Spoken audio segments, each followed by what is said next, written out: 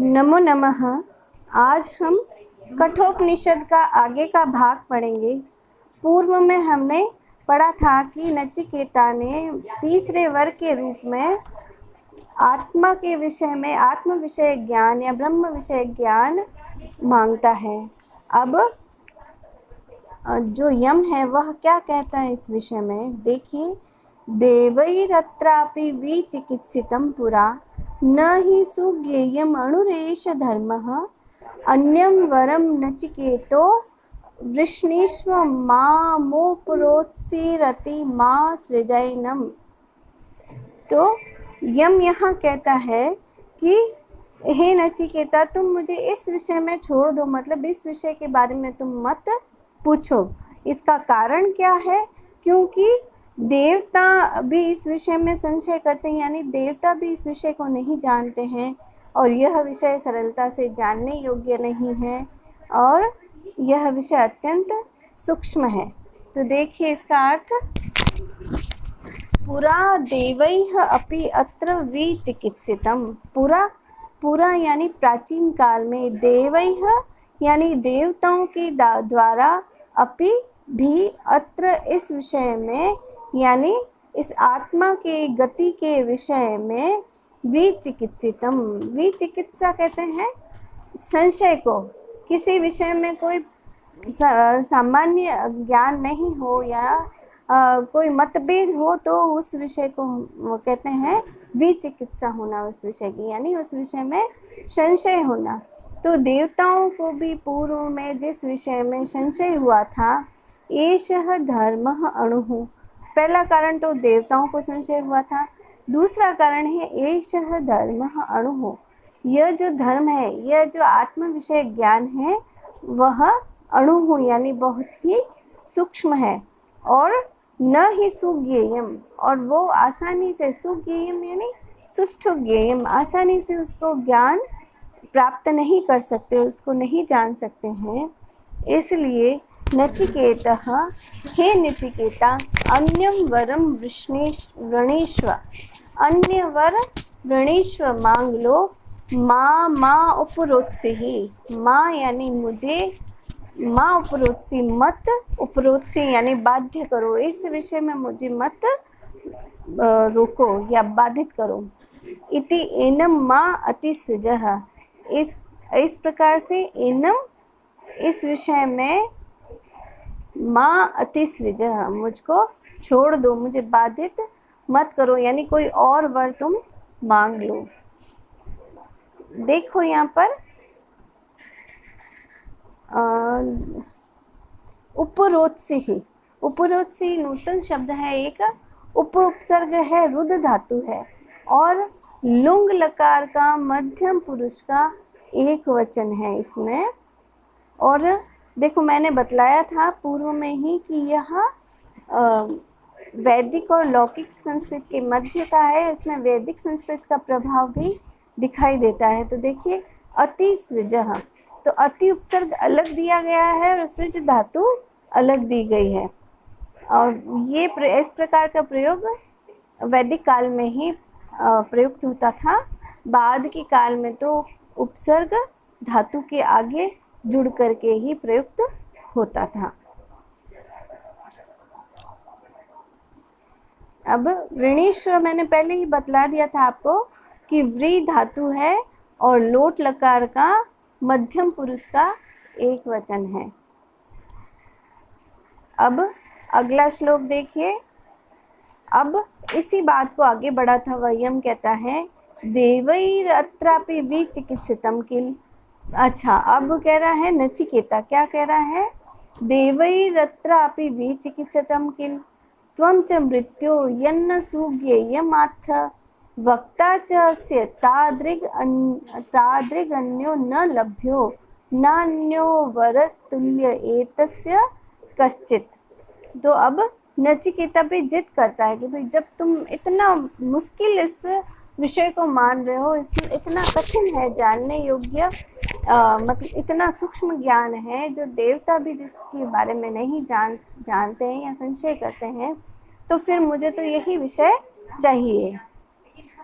तो देखो, मृत्यु हेयम् अत्र देवैः अपि विचिकित्सितम्। अत्र इस विषय में देवैः देवताओं ने भी विचिकित्सितम् संशय किया था। किल निश्चित ही, जैसा कि तुमने बतलाया, अगर तुमने बतलाया है तो ये अवश्य ही ऐसा होगा। किल एक अव्यय है। हमारे संस्कृत में बहुत सारे ऐसे अव्यय होते हैं, जैसे खलु, तू, ही, किल। कुछ अर्थ में होते हैं और कुछ सौंदर्य आध्यायक होते हैं, या पाद पूर्ति के लिए भी उनका प्रयोग कर लिया जाता है। तो किल अव्यय जो है वह निश्चयार्थक होता है, या फिर वाक्य की शोभा बढ़ाने के लिए भी इसका प्रयोग किया जाता है। यहाँ पे किल का अर्थ है निश्चित ही, कि देवताओं ने भी इस विषय में निश्चित ही विचिकित्सा यानी संशय किया होगा। त्वं च यम सुविज्ञेयम न आथ, और तुम, त्वं च यम, तुम, यम यानी जिस ज्ञान को, सुविज्ञेयम न, सुविज्ञेयम यानी सुष्टु विज्ञेयम आसानी से जानने योग्य, न नहीं, आथ यानी कहते हो। यस्य च तादृग अन्य वक्ता न लभ्यः, और यस्य ऐसा ज्ञान दुर्लभ ज्ञान है, तो अस्य च इस ज्ञान का त्वादृग यानी तुम्हारे जैसा, तुम्हारे समान, अन्य वक्ता न लभ्यः, कोई अन्य वक्ता न लभ्यः प्राप्त होने योग्य नहीं है। यानी मुझे मेरे जीवन में तुम्हारे जैसा कोई दुर्लभ वक्ता प्राप्त नहीं हो सकता है।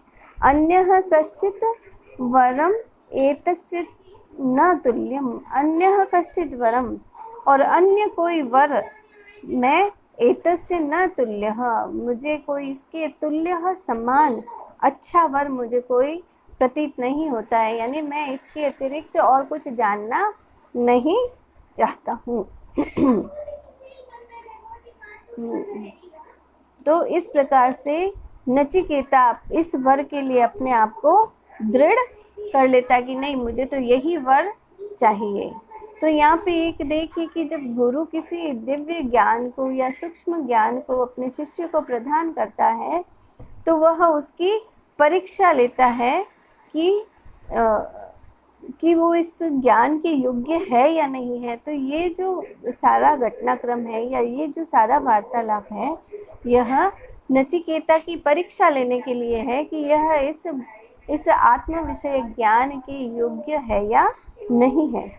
अब पुनः यम, अब उसको अनेक प्रकार के प्रलोभन देता है कि भाई तुम इसको मत मांगो, कुछ और मांग लो। तो क्या क्या मांग ले नचिकेता, यह यम बतला रहा है। शतायुषः पुत्र पौत्रान वृणीष्व बहून पशून हस्ती हिरण्यम अश्वान भूमिर्महदायतनम वृणीष्व स्वयं च जीव शरदो यावदिच्छसि। तो अब वो क्या क्या उसको दे रहा है प्रलोभन कि शतायुषः, शत यानी 100, आयुषः यानी आयु, यानी 100 वर्ष की आयु वाला तो हो जाए। पुत्र पौत्रान बहून पशून हस्ती हिरण्यम अश्वान वृणीष्व। अब क्या क्या संपत्ति मांग ले, पुत्र पौत्रान 100 वर्ष की आयु के साथ पुत्रों को, पौत्रों को, बहून पशुन और बहुत सारे पशु मांग ले। हस्ती हिरण्यम अश्वान, कौन से पशु, हस्ती हाथी, हिरण्यम सोना मांग ले, अश्वान अश्व मांग ले, वृणीष्व मेरे से तू ये सारे मांग ले मुझसे। भूमे है महद आयतनम, और क्या मांग ले, भूमे है पृथ्वी का महद आयतनम वृणीष्व, मुझसे बहुत बड़ी भूमि, बहुत विशाल भूमि मांग ले जिसका विस्तार अत्यंत महान हो। जितनी इच्छा उतना बड़ा तो अपने लिए भूमि का भाग मांग ले। और लास्ट में भाई सब कुछ हो, लेकिन यदि मनुष्य जीवित ही नहीं रहे तो क्या फ़ायदा। तो कहा कि यावत शरद इच्छा से जीव, कि जितनी लंबी आयु चाहता है उतनी लंबी आयु तक तू जी सकता है। यहाँ पे शरद, हमारे यहाँ जो संस्कृत में वर्ष की गणना, जैसे कितनी आयु है तो 10 शरदः कह सकते हैं, 20 शरद की, शरदः से आयु की गणना की गई है कि यावत शरद की, जितनी शरद ऋतु तक तुम जीना चाहते हो उतने वर्ष तक तुम जी सकते हो। तो इस प्रकार से वह यम उसको अनेक प्रकार के प्रलोभन देता है।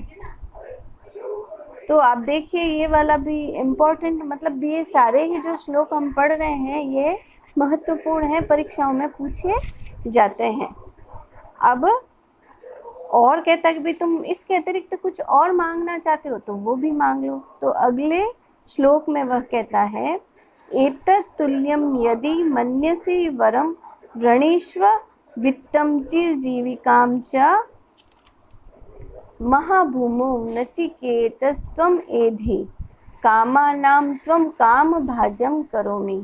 तो अब कहा कि भाई और भी कुछ मांग सकते हो, तो क्या, एतत् तुल्यम यदि मन्यसे वरम, एतत् तुल्यम यदि इसके समान, वरम मन्यसे, अन्यम वरम मन्यसे, कोई अन्य वर तुम इसके जैसा, मन्यसे मानते हो, वित्तम, क्या क्या हो सकता है उसमें, वित्तम यानी धन, चिरजीविकाम ऐसी आजीविका जो हमेशा के लिए चलती रहे, वृणीष्व मांग लो, नचिकेतः त्वम महाभूमो एधि, हे नचिकेता तुम महाभूमो, महान भूमि को प्राप्त करके, एधि यानी आगे बढ़ो, वृद्धि को प्राप्त हो, त्वा कामानाम काम भाजम करोमि, तुमको मैं कामनाओं का काम भाजम यानी इच्छा अनुसार भोगने वाला, करोमि करता हूँ। तो इस प्रकार से उसको और अनेक प्रलोभन देता है। अब देखिए अगला श्लोक, ये कामा दुर्लभा मर्त्य लोके सर्वान् कामान् छन्दतः प्रार्थयस्व इमा रामाः सरथाः सतूर्याः न हि ईदृशा लम्बनीया मनुष्यः आभिर्मत्प्रत्ताभिः परिचारयस्व नचिकेतो मरणं मानुप्राक्षिः। तो अब नचिकेता कहता है कि नहीं, यम कहता है कि अच्छा चलो तुम इस लोक की दिव्य वस्तुएं मत मांगो, लेकिन तुम ऐसी वस्तु मांग लो जो इस लोक के जीवों के लिए दुर्लभ हो, तुम स्वर्ग लोक की वस्तुएं भी मांग सकते हो। क्या क्या मांग सकते हो, ये कामाः मर्त्य लोके दुर्लभाः, जो जो कामनाएं मर्त्य लोक में दुर्लभ है वह भी तुम मांग सकते हो। यानी जो मृत्यु लोक मनुष्य पृथ्वी लोक में दुर्लभ हो वह मांग लो। सर्वान कामान छंदतः प्रार्थयस्व, सर्वान कामान सभी कामनाओं को छंदतः यानी अपनी इच्छा अनुसार, प्रार्थयस्व मांग लो। इमाः सरथाः सतूर्याः रामाः, और क्या मांग सकते हो इसमें, इमाः सरथाः, ये सरथाः रथ के सहित, सतूर्याः तूर्य कहते हैं अश्व को, तो सतूर्याः रथों अश्वों के सहित, रामाः यानी अप्सराएं, ईदृशाः मनुष्यैः न ही लंभनीयाः, ईदृशाः इस प्रकार के जो भोग है, विषय वस्तुएं हैं, मनुष्यों के द्वारा न ही लंभनीयाः, मनुष्य इनको नहीं प्राप्त कर सकता है। मत प्रत्ताभिः मेरी प्रशंसा से, आभिः परिचारयस्व मेरी कृपा से, आभिः इनके द्वारा, परिचारयस्व अपनी सेवा करो। ये रथ और ये जो रामा यानी अप्सराएं हैं इनसे अपनी सेवा करवाओ, लेकिन मुझे इस विषय में छोड़ दो। किस विषय में, आत्म विषय ज्ञान के विषय में मुझे छोड़ दो। नचिकेतः हे नचिकेता मरणम माँ अनुप्राक्षिहि, लेकिन मुझे मृत्यु के विषय में माँ अनुप्राक्षिहि, मुझे इस विषय में कोई प्रश्न मत करो, मुझे इस विषय में तुम मुझे छोड़ दो। तो यहाँ पर देखो कि अब वो जो कामनाओं की जो उत्तम कोटि होती है या उनकी पराकाष्ठा होती है, वहाँ तक वो प्रलोभन दे रहा है यम उसको कि भाई यहाँ तो वो लोभ में आएगा और वो उस आत्म विषय ज्ञान को छोड़ करके इसे मांग लेगा, लेकिन ऐसा होता नहीं है। यहाँ पर देखो अनुप्राक्षी ही अनुपसर्ग है और प्रच्छ धातु है, और इसमें भी लुंग लकार का मध्यम पुरुष का एक वचन है। परिचारयस्व में भी लोट लकार का मध्यम पुरुष का एक वचन है। लंबनीय में लंब धातु है, लब धातु और अनियर प्रत्यय है। प्रार्थयस्व में लोट लकार मध्यम पुरुष का एक वचन है। आज हम इतना ही रखते हैं, इसके आगे हम कल करेंगे। धन्यवाद।